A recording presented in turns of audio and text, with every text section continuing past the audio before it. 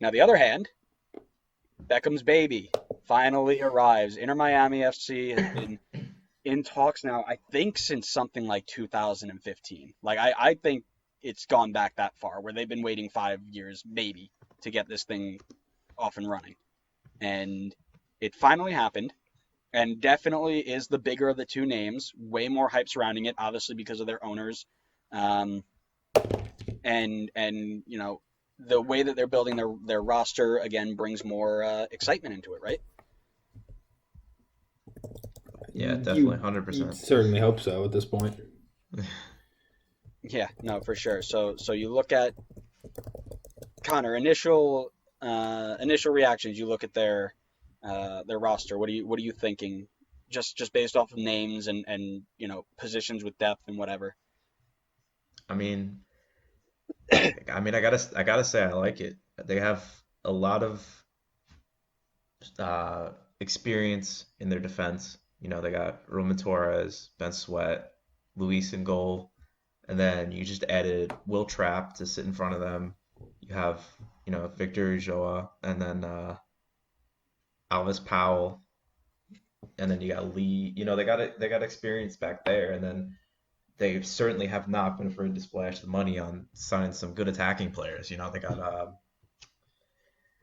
who they got Julian Carranza, and then they also signed Matthias Pellegrini, and then the recent news of Rodolfo Oh Pizarro. my God, if they get Pizarro, Yeah, I mean, if that's their attack, I mean, that's going to be super exciting. It's going to attract a lot of fans to come watch them, and then you would hope that the guys in the back have enough experience to play well enough to keep them in games, and then just let that attack go off and just score as much as they can. absolutely, yeah. Yeah, I'd agree. I mean, I think they did a good job kind of picking and choosing bits and pieces from around the league. Obviously, the amount of experience they brought in with guys that we mentioned, like Juan Agudelo, Luis Robles, Ben Sweat, like guys who've been in this league, have been on successful teams, kind of know what it takes. Yeah, I think will set them up very well, especially when more of their star kind of guys they're hoping to carry them as far as offense wise, like a Matthias Pellegrini, who's only 19, and I believe they're on loan DP as of this moment. Yeah. Hmm. Um, but you have a Robbie Robinson, who they drafted first overall. I mean, the young guys up top who are going to be your goal scoring threat are really going to look to the experience you guys they have at the back to say, you guys be our leaders, show us how we do this, and let's cause some chaos this year. Yeah, no, absolutely, and I think I think you guys hit it on the head with the experience that they pull from the league, right? We already talked about Robles, being one of the best again leaders, bringing in a guy who is a proven leader already that can start and take a lot of these young guys that they're bringing in, the young signings, and teach them how to play whatever they want to, the style they want to play, or how to adjust to being a professional athlete. Like things like that are really really important. Roman Torres can do the same thing.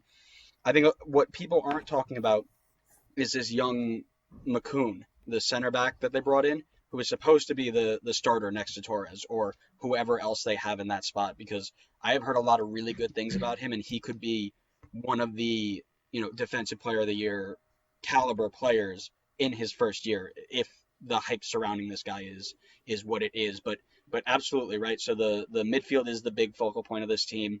We talked about Pellegrini, and he's obviously going to be the next Almiron type player that and again, we compare back to Minnesota or Atlanta, and obviously this is the Atlanta build, and you're looking at him to be your next Almiron, the guy who comes in, tears it up, and you can sell him on to Europe, sell him onto the Premier League for big money. If Pizarro comes in, same idea, and that would be huge for both of their careers and both for the league, right? Um, I hope Victor Ojoa can revitalize his career here. He was good with FC Dallas, and then FCC came in and broke him. Um, so I'm really hoping he come back. I liked when he played in FC Dallas. I thought it was really good. Really liked the way he played, and hope he can mix things up with Inter Miami. I'm not sold on their attacking lineup, and that's just my take. They're two strikers on roster as of right now, are Juan Agudelo, Red Bull legend, and Robinson, right? So you're looking at either Agudelo to have a career year, or you're looking at Robinson to put up Rookie of the Year numbers where he can compete with players like Carlos Vela, Josef Martinez, Brian White, obviously, and Obviously. yeah. But no, right? So you're looking at this kid to come in and put in pro numbers in year one, and that's just not something that's ever really happened from a first round draft pick before. So it'll be interesting to see, and I think a lot of people are hyped for Beckham's new team, right? It's been in the works for however many years, but the way they built it is, they're going for big name, splashy, flashy, attacking players, but their backline doesn't have a lot of depth, right? So we were talking about, I forget which team we were talking about. I think Adam and I were talking about Kansas City, and if one of their defenders goes down, it's all over. I think the same thing happens here, right? They're not deep in their back line, and they're going to go play strong attacking football. And if that doesn't, you know, click right away, they're going to concede a lot of goals. And you're looking at a team that if they don't get clicking, because Agudelo is not known to be a prolific goal scorer, and Robinson, as a rookie, is hit or miss, they could fall short of a lot of expectations this year. And that's just one of my my shortcomings of this team is right now, obviously they're still building and they need to get a little bit of depth, but it doesn't strike me as a team that is absolutely 100% playoff bound, going to be a semifinalist in the playoffs, no questions whatsoever. It doesn't jump to me like that.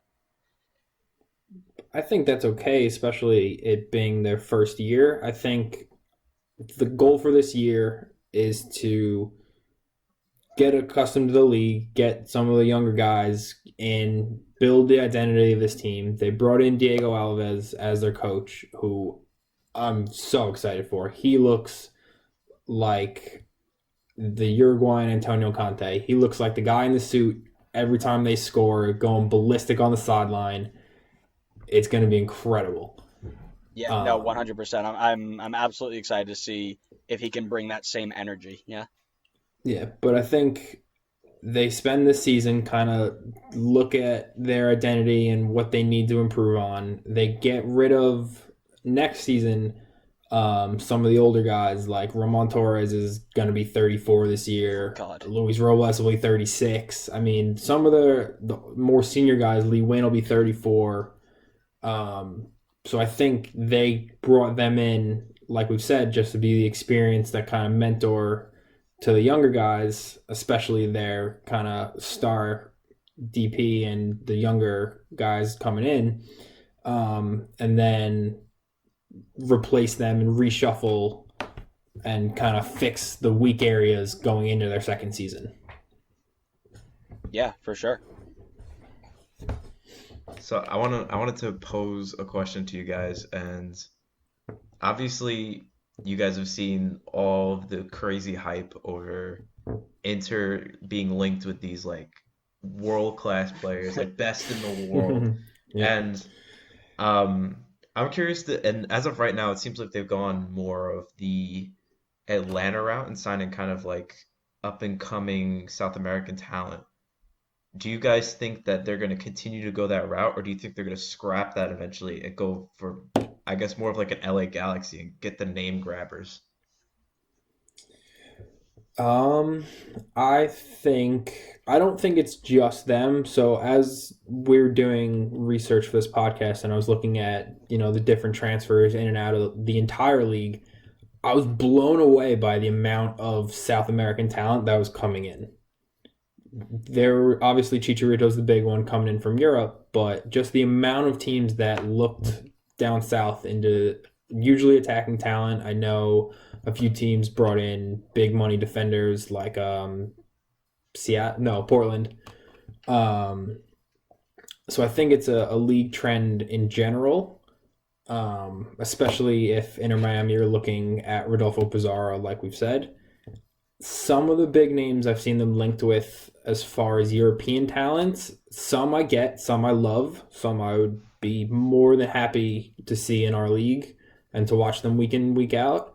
Others, I don't see it. I mean, we hear all the time MLS is a retirement league, and I think some of the names they've been linked to, like a Pedro from Chelsea, like who there are a couple other ones, but like an Edison Cavani, I guess. But Cavani, I think, would actually fit this team very well. Um, I just there. It's about the player that comes in, not necessarily kind of where they're from. If it fits the system, I'm all for it. If it's bringing a big name because he's a big name, regardless of if he's going to help us, then that's kind of where I have the issue. Yeah, no, I agree, and I think Atlanta is a very big example of what I'm about to say.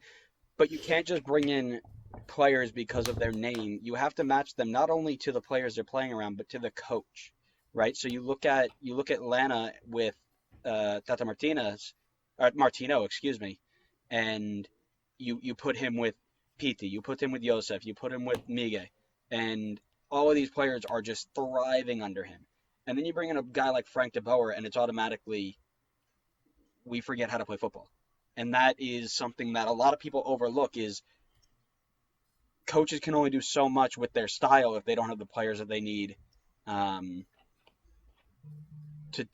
fit the style and to play the way that they want to play. So I think it's really important that is taken into account. So if you look at a guy like Luka Modric, who's been linked there for ever since this team existed, and you put him with a coach that is very quick pace, quick style, something that you see in the Mexican league a lot.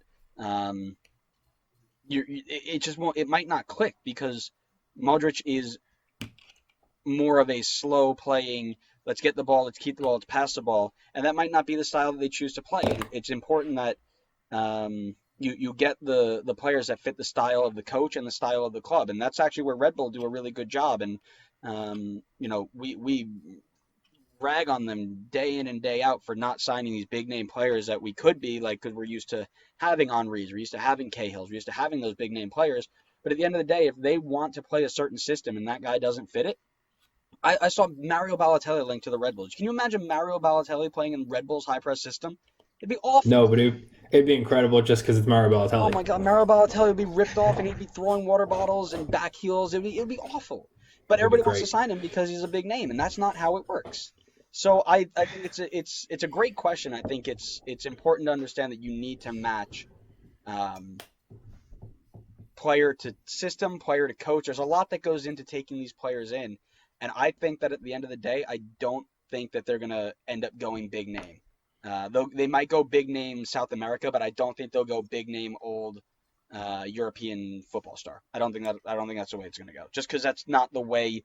First of all, the culture of Miami down there already isn't about it, and the way that the coach I think is going to play, I don't think that's the way it's going to go. So, to answer your question, Is that like, are you thinking that like in the short term, or are you saying that in the long term? You I don't think they I think could? that's their plan right now.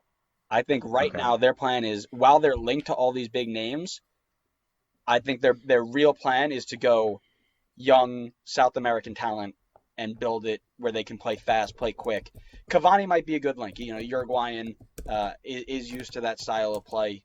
I think he's the perfect signing I agree. if I they think don't get he Pizarro. I think he would be in there with Pizarro and Pellegrini behind him. Oh my God, Yeah, disgusting. That'd be good. I think that would be the move if they can get those done. No, for sure.